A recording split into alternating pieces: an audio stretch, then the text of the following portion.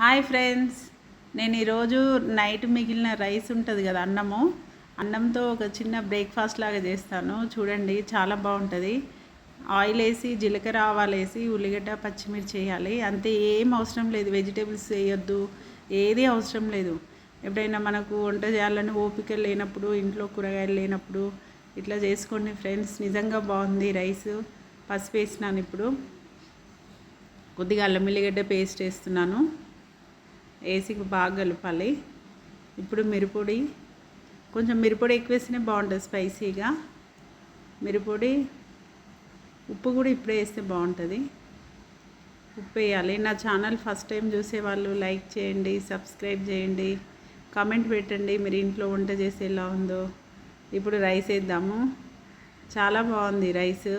నేను టేస్ట్ చేశాను. కలుపుకుందాం ఇప్పుడు. మామూలుగా నీట్గా మొత్తం అంతా మసాలా పట్టేటట్టు కలుపుకోవాలి. అయిపోయింది. కొంచెం ఇప్పుడు ధనియాల పొడి వేద్దాము. ధనియాల పొడి వేసి కలపాలి. మళ్ళీ ఏ కర్రీ అవసరం లేదండి, చాలా నిజంగా బాగుంది. ఎప్పుడైనా అన్నం మిగిలినప్పుడు ఇట్లా చేసుకుంటే వేస్ట్ కాదు, ఇంకో టేస్ట్ బాగుంటుంది. చాలా బాగుంది. అందరు చేసుకోండి ఇట్లా అన్నం మిగిలితే.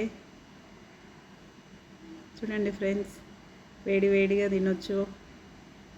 ఉప్మా, పులిహోర వాటికంటే అన్నం మిగిలినప్పుడు ఇట్లా చేసుకుంటే బెటరు. చాలా బాగుంది, చేసుకోండి. కాకపోతే ఇందులో వెజిటేబుల్స్ ఏమి వేయద్దు, ఓన్లీ పచ్చిమిర్చి ఆనియన్సే వేయాలి. అయిపోయింది, కలపడం అయిపోయింది. చూడండి ఫ్రెండ్స్, నిజంగా చాలా టేస్ట్ ఉంది. అయిపోయింది. మళ్ళీ ఒకసారి కలిపి టేస్ట్ చేద్దాము. చాలా టేస్ట్ ఉంది. Thank you friends.